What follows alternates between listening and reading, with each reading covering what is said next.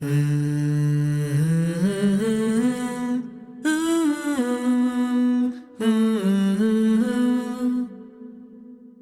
I found out is that like there's all these like great words for grit, including like heroism, right? Like steadfast, right? Like perseverance. Like grit is one of those words that's like a super, super positive connotation, like stick to itiveness. But when you look at quit, there's hardly any words that like are nice. And in fact, one of the synonyms for quit is the word coward. Annie Duke knows a lot about quitting.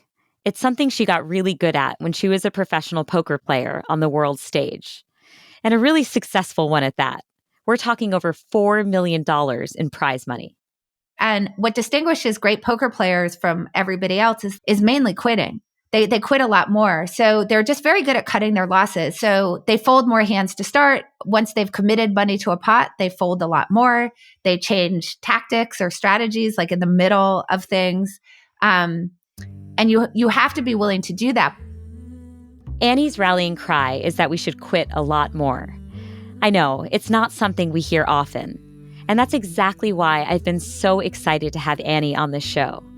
To teach us something that goes against common wisdom, but can actually change our lives for the better. Annie's the best-selling author of 2 books, Thinking in Bets and How to Decide. But today she's going to give us a sneak peek of her upcoming book on the science of quitting. She'll show us how to get out of our own way and learn how to quit when we should. I'm Maya Shankar, and this is A Slight Change of Plans, a show about who we are and who we become in the face of a big change.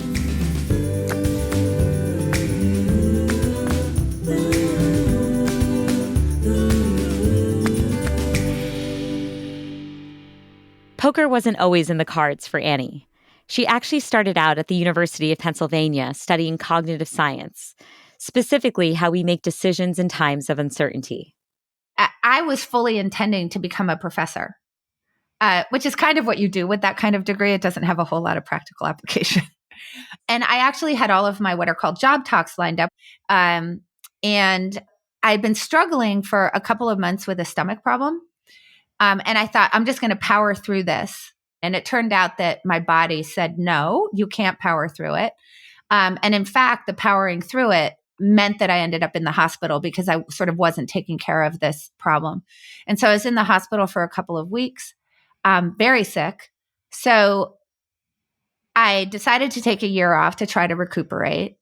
And there was a little bit of a bind, right? Because so I've been forced to quit for a year and I don't want to start a new career because I'm going to go back and become an academic. And I don't know how I'm going to feel from day to day. So I need something that has like super flexible hours.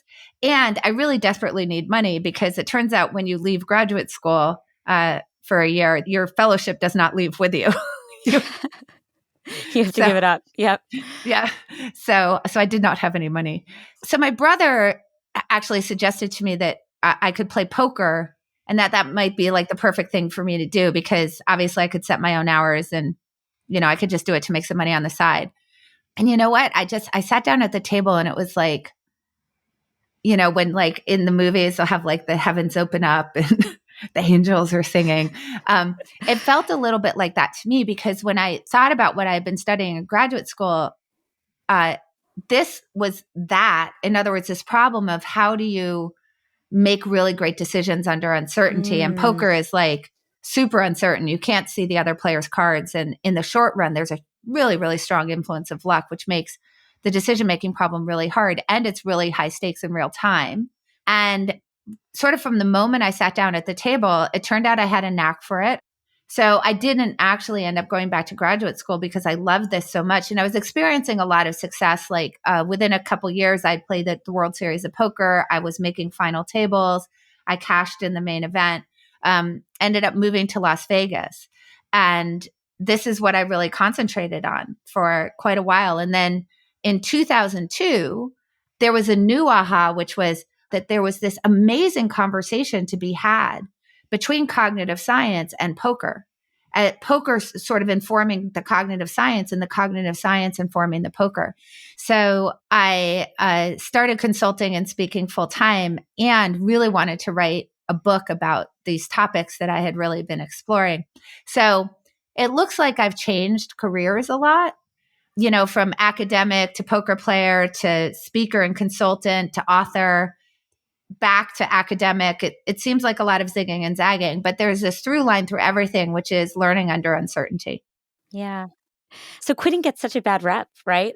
Totally. And, one of the things that I loved learning from you is that it's evident even in the English language that we are biased against quitting. Can you share more about that?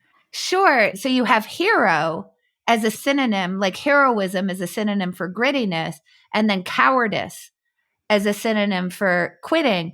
And also, just by the way, one of the things I point out is we have this word grittiness, but we don't have a word quittiness, which is telling in and of itself, right? So obviously there are some negative ways to describe being too gritty, like stubbornness or rigidity, but they're few and far between. Mostly they're like amazing, like, oh, you're such a hero, so gritty. You have perseverance, stick-to-itiveness, pluck. You're very plucky, right? You have mettle. And then on the quit side, it's just like, oh, you're a coward, right? You're capricious, like all of these things. So I think that it's really reflected in the English language. And then it's kind of reflected in, if you think about the way that we process narrative, right? We don't really see the quitters. Like what we think about is the people, the heroes are the ones who persevere beyond the point of physical or emotional or mental well-being in order to push past that and like cross the chasm. But the problem, of course, is that a lot of times those people have put themselves in danger in a situation where you really ought to have turned around. And what I think is really interesting, and I talk about this in the book, is that from a narrative standpoint, we'd prefer somebody to push past the point of sensibility and persevere and actually perish to somebody who rightly quits early. Like, which do you think of as the more admirable person? So one of the examples like I give in the book is if you think about Everest, right? When we think about somebody like Rob Hall. So for those people who don't know, like if you've read the book Into Thin Air or you've seen the documentary Everest, this was in 1996, and there was it was a disastrous year where a lot of people died on the mountain on Everest. And Rob Hall, who was this amazing alpinist and expedition leader, was one of those people who perished. And he is very much painted as a hero of that story. He had set turnaround times for every single day. And a turnaround time is just, if you haven't gotten to point A by this time, you must turn around and go back to whatever camp you're coming from. The reason being that there's a very, very dangerous part of that mountain called the South Ridge. And you do not want to descend the South Ridge in darkness. You'll fall like 8,000 feet into Nepal. And wow. Rob Hall broke the turnaround time. So, and obviously it resulted in tragedy. And what's really interesting is that there were some people who followed the turnaround time, who are also described in the book. They're also in the documentary, and nobody remembers their names. Just so you know, it's Hutchinson, Taskey, and Kosicki. These are three people who turned around at the right time and made these great decisions, and they're totally invisible to us because they aren't the heroes of our narratives. And that's part of the problem. Like, how do you get people like that to be the hero of your narrative? Yeah. Yeah. Can you also just close the loop for listeners on Rob Hall? So just noting that the reason he did not follow the turnaround time is he was trying to help this guy get up who had previously not been able to get up. And do you mind just sharing that? Because I think that's such an emotionally evocative part of the story, which is like, we can't quit a second time, Yeah. So Rob Hall actually got to the top, but then he waited there for 2 hours for a guy named Doug Hansen. And the question is why? Right? Like, why? He was already an hour past the turnaround time. Doug Hansen clearly was well past the turnaround time and was not nearly as skilled a climber as Rob Hall was. So why didn't he turn around? And you have to rewind to the year before to understand kind of what the forces were that caused him to do that. So the year before was a very bad climbing year. Rob Hall had tried to summit with a group, and Doug Hansen was in the group. And they came back down. So they had abandoned their summit attempt. So now he convinces Doug Hansen to come back the next year because he says, I'll get you up the second time. And now we can see these forces. Like this is one of the big forces that causes us to not quit. And the phrase that I think is such a great phrase for us to really internalize is called in the losses. So when we're in the losses, we have the desire to get those back. And we don't think about, well, what's the probability that I would actually be able to succeed? That's number one. We don't think about, if I go for this, what are the opportunities I'm going to give up by going for it? Right. And that's true of anything. Like if you're in a monogamous relationship, you're obviously foregoing the opportunities to date other people. If you're in a job, you're foregoing the other, opportunities to have other full-time jobs. So this is a really actually big problem, is that we tend not to see what we're giving up in terms of the other opportunities that might be available to us when we're on a particular path. So if you think about climbing Everest, when we're thinking about trying to reach the summit, it causes this like myopia where we can't see like other things, other opportunities that we might have in our life, like to climb other mountains or to spend time with our families or whatever else it is we might want to do, that pursuing that goal might actually make less likely for us to be able to do. Exactly. Okay, so Annie, I'd love to dig into some of the behavioral biases we face that interfere with our ability to quit when we ought to. Do you mind talking with listeners about escalation of commitment? Sure. Have you ever heard of the game Katamari? So Katamari is a game where it's the weirdest game. You start with this little tiny speck of something and you roll it around and it starts to pick stuff up. And if it picks things up that are smaller than it is, it will pick it up and it will grow in size. If you try to pick something up that's bigger than the ball that you're rolling around, it will cause the ball to become smaller again.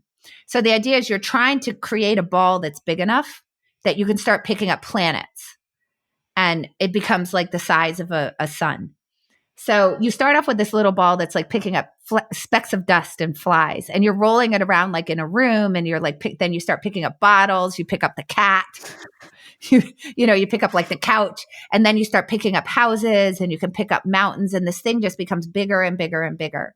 And when I think about what happens to us that we don't quit, I think about Katamari, because I think that it's such a great visual for understanding escalation of commitment.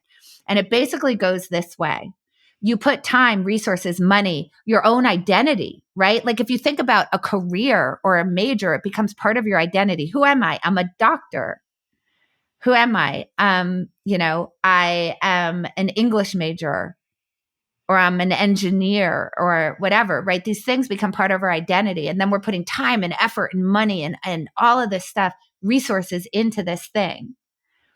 The fact that we've dumped all of that into the decision to be on the path that we're on means that when we're faced with a decision about whether to quit or persevere, we're going to have a tendency to persevere because we've accumulated all of this debris like a Katamari ball. But what's interesting is that the fact that that pushes us to persevere means that now we persevere and now we put more time and more effort and more money and more resources and more of our identity into the thing that we're doing, which means that the next point that we're thinking about whether to quit or persevere, the ball is bigger. It's starting to become house-sized, which makes us then more likely to persevere again, and so on and so forth, until you have like this Katamari that's the size of a planet, and you kind of can't quit at that point. So now if we go back to Rob Hall, we can see the problem, right? Because he's carrying a lot of that with him. He failed the year before. He's made a promise to Doug Hansen and that he's going to get him up. And that causes this myopia for him to sort of, I think, not to see the situation for what it is, which is one that you should quit, go back down the mountain, grab, Doug Hansen, and then, maybe you have a chance the next year. I'm wondering, Annie, if you can talk a bit about the role of regret in all this, because there is a regret asymmetry that's important to acknowledge here, which is we tend to feel a lot of regret when we think about the idea of quitting, but somehow staying with the status quo does not fill us with those same feelings of regret. And so can you just talk to listeners a bit about regret asymmetry generally and how that plays a profound role in our conception of quitting, right? It's an antagonist towards quitting. Yeah. So there's two really important biases to think about because they collide here when it comes to quitting. The first cognitive bias is called status quo bias. Status quo bias is that we have a preference for the path that we're already on. Okay. So we don't like to change. We have a preference to keep going the way that we're going. That collides with another bias, which is called omission commission bias. And what that is that failing to act does not feel as much like a decision as acting does, right? So let's say that I'm in a career or I'm in a relationship and I just stay the path. It doesn't feel like I've made a decision. If I move, if I quit my job and change, if I break up in the relationship, now it feels like I've actually made a decision. Now, the reason why this is an error is because the decision to stay in the job is also an active decision. And you should treat it the same way. Like our regret treats those two things differently. Okay. So let's say that you're in a job that is just awful. Mm-hmm. I have had conversations with people quite often where this happens. They come to me and they say, I really hate my job. I'm trying to decide whether I should quit. I don't really know what I should do. And I ask them this question. Imagine it's a year from now and you're still in the job that you're in. Do you think you'll be happy? And they say no. So what they're telling me is that 100% of the time, 12 months from now, I will be unhappy in the job that I'm in. So now I say to them, okay, let's say that you quit this job and you go get this other job that you're thinking about. Imagine it's a year from now. Do you think you'll be happy? And they'll say, well, some of the time, they'll say, like, let's just say they say it's a 50-50 chance. Okay, so they say, if I switch 50% of the time, I'll be happy, 50% of the time I won't. Now, when I put it that way, it becomes obvious that you ought to quit because one path, you're unhappy 100% of the time. And another path, you're unhappy 50% of the time. Mm-hmm. So it seems clear that you ought to go take the other job. But this is where the regret asymmetry comes in, which is like we're very tolerant of the unhappiness that occurs from just staying the course. And we're very intolerant of the unhappiness that might occur if we switch. And they'll actually express that out loud. They'll say, but what if I take the new job and I'm unhappy? I'll feel like such an idiot. Versus staying the job that I know I hate and I already have evidence I'm unhappy in. Yeah. Right? We'll be back in a moment with a slight change of plans when Annie will share scientific strategies you can use to quit more often and sooner.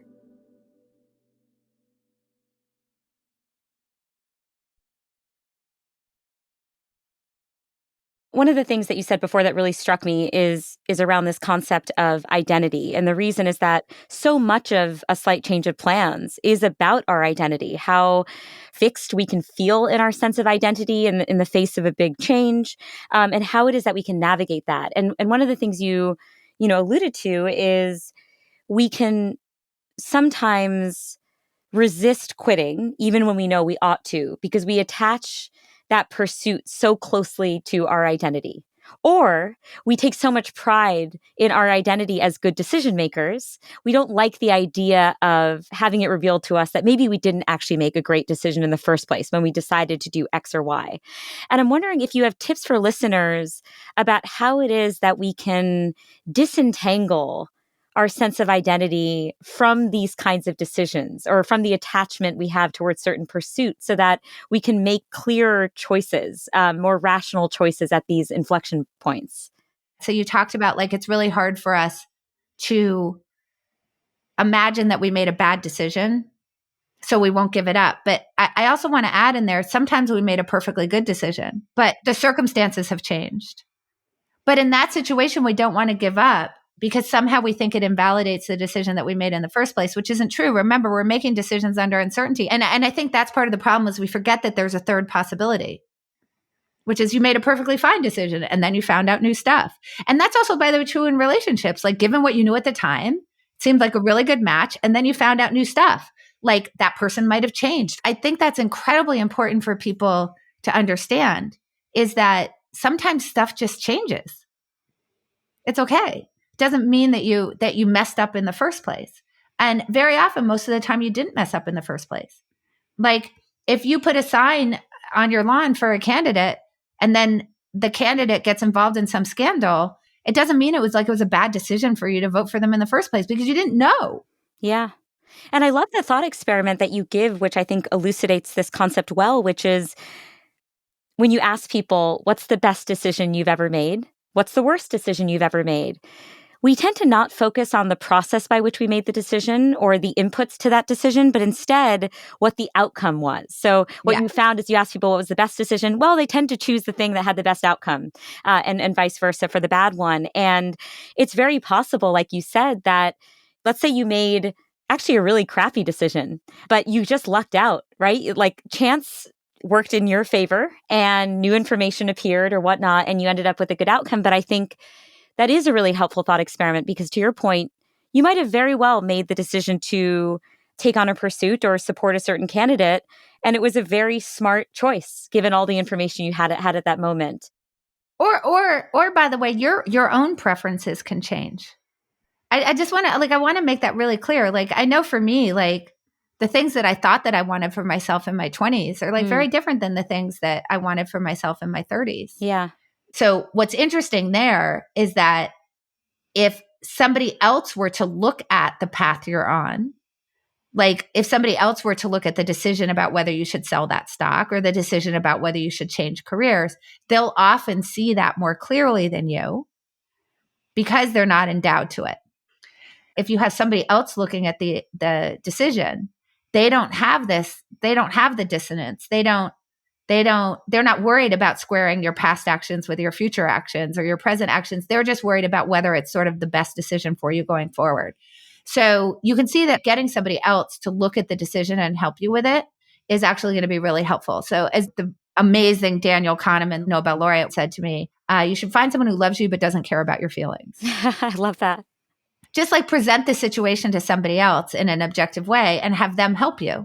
So in the simplest sense, if you're thinking about changing jobs and you're really struggling with that for all of these reasons and the whole Katamari, right? That all of that debris that you're accumulating when you're thinking about changing careers after 15 years and training in college and all of this stuff, have someone else help you with the decision. They'll probably see it more clearly than you do. So that's trick number one. Trick number two is to set the circumstances under which you might quit in advance of you having accumulated any of that debris when the Katamari is just really tiny and it's not planet-sized yet, right? So if we can do that when it's tiny and we haven't actually accumulated all of that stuff, then when it comes time to quitting, we'll be better at it. So let me give you a really good example of deciding in advance. Turnaround times. So remember our intrepid climbers on Everest who turned around at 1 p.m. Now, notice those 3 climbers did, but a lot of other people didn't. So this is not perfect, right? It's not going to work 100% of the time. But if they didn't have those turnaround time, those 3 people would not have turned around. So it works some of the time. And some of the time, last time I checked, is better than none of the time. So one of the things that we want to do when we go in, whether it's a relationship or a job or anything, is we want to sort of think before we enter into it, what are the things that could be occurring that would cause me to want to quit here? Another tactic, another strategy we can use to quit closer to when we should is to increase the flexibility in how we set goals, right? We tend to think about the world in binaries, right? You got to the top of Mount Everest or you didn't get to the top. Or you completely failed. Exactly, even though you may have gotten 7/8 of the way there.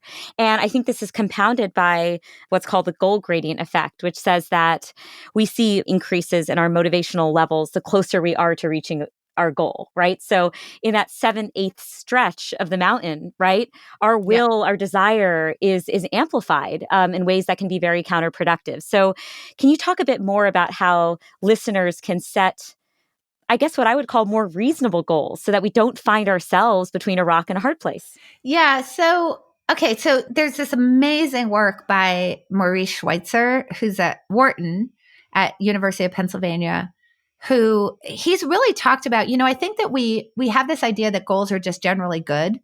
like as a universal, right? Like there's all this literature on goal setting as a motivational force. And he's coming at it from the other side. He's saying there's a real downside to goals, which is exactly what you talked about, which is when you have a goal, it does two things to you. One is it necessarily privileges certain values that you might have and deprivileges other values that you might have. So super simple. If you're going for Everest, you're privileging that goal, right? Like I want to get to Everest, but what are you deprivileging? Comfort. You're deprivileging time with your family because it takes months to do it away from your family, right? So on and so forth. So you can see that whatever we're doing, if we're spending time trying to do that last stretch of a project, we're deprivileging other goals that we might have, like spending time with our family or watching Ted Lasso or taking a cooking class or whatever it is. So I think that we need to be very thoughtful about when I think about this goal. First of all, what am I not seeing? And what am I giving up that I'm following this goal? And then we also collide that with goals are also pass fail. So in a lot of ways, it's better to have never tried to go up Everest at all than to have gotten within 300 feet of the summit and turned around. So that's also a problem. Yeah. All right. So how do we solve for this? There's kind of two ways that we solve for it. So the first way that we can do is to remember the word unless. And this is really important. And it goes back to this idea that I was talking about before of think about these things in advance, right? So it's totally fine to say, this is my goal unless, right? So my goal is to reach the summit unless there's really bad weather or it's past 1 p.m. So this idea of this is my goal unless allows you to say, I am setting this goal given what my information is right now. The second thing I think, so I was speaking to Ken Kamler, who is really amazing. He had been a doctor on Everest actually 6 different times. And he said something I think that was really profound. He said, people forget when they're climbing Everest that the goal of Everest is not to get to the summit. The goal is to get back down to the base of the mountain. And why I think that that's so powerful is that he's talking about a time horizon problem, is that we get really wrapped up in the short term a lot when we ought to be thinking about the long term. What is going to make us happy? Like if you're going to set a goal, you should think about a long-term goal. Like what is your goal over the course of your life? And in the shortest form, that should be like to maximize your happiness. So as you're staying in an incredibly miserable career, because you've put so much time into it and so much effort, and you don't want all of that to go to waste, and you don't want all the training to go to waste, and you're worried that what does it mean if you quit for who you are? Because you're an engineer or you're whatever, and then what will you be if you quit? And what will other people think about you? Won't they judge you for quitting? And all of that stuff that creates that planet-sized katamari that stops us from quitting. When you're caught up in that, all of that stuff is weighing so heavily on you. It makes it really, really hard to leave, but you're miserable. And if you think about the long-term goal of what in the end, as I look back on my life, is going to have made me happy, I think that when you can get to that more long-term thinking, you'll realize that grinding it out in a horrible career with a boss who is a nightmare in a toxic work environment is not in the long run going to make you really happy. So for our listeners who are having anxiety around quitting, right? I'm wondering, it's not a foolproof plan, right? I'm sure there have been things that you may have regretted quitting at some point in your life, but the upside is that you probably learned something valuable about your own decision-making process and how to improve that decision-making process around quitting. So do you mind just sharing any regret you have about something you quit, but what you learned from that experience? So the funny thing is, so I actually regret quitting academics in the first place. Part of what made me not go back to academics earlier was because I thought that all the people that I had studied with would be mad at me, including my amazing advisor. And I thought, oh, she must, I just had it in my head that she must be so mad at me for quitting. And we reconnected 10 years ago, and she was so the opposite of mad at me. And that is a lesson that everybody needs to learn. It's like whatever you think that other people are thinking about you, it's probably not what they're actually thinking. And I stopped myself from, I deprived myself of a really important relationship in my life and the ability to actually be doing academics at the same time as I was doing something else that I loved in a much fuller way, because I got caught up thinking about how other people might judge me. And I think that's a lot of what stops us from quitting.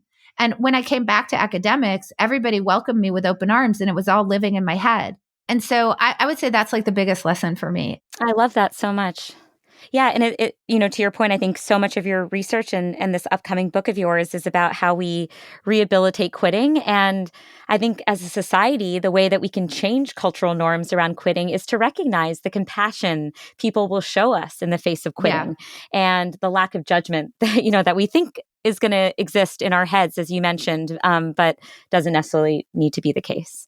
And I think that when you approach things as an either or, it puts a lot of extra pressure on you that you're closing the door to something. And when I talk to people who, for example, are thinking about like changing careers and they're really having a hard time with it, one of the things that I always ask them is, can you go back to the other career if this doesn't work out? And they'll normally say yes, there's no reason why they can't. And that seems to free them up to make the change. And I think that we have a tendency to think of decisions as last and final. And in poker, you definitely can't think about it that way. That's one of the things that poker trained me to do, is to realize decisions are not last and final. And you can always change course midstream. And you can often get back to choices that you rejected. And if we realize that more, I think that we would be more exploratory and it would make our outcomes better, actually.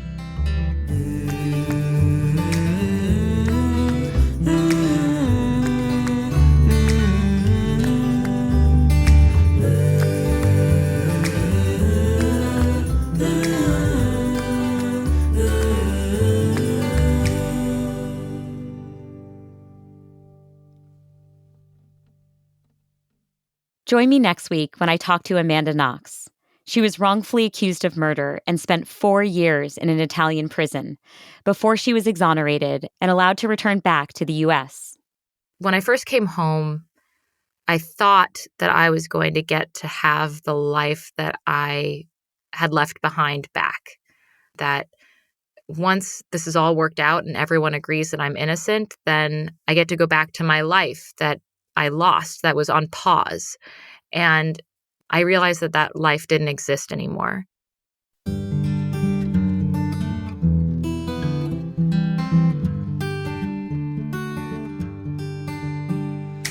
A Slight Change of Plans is created, written, and executive produced by me, Maya Shankar.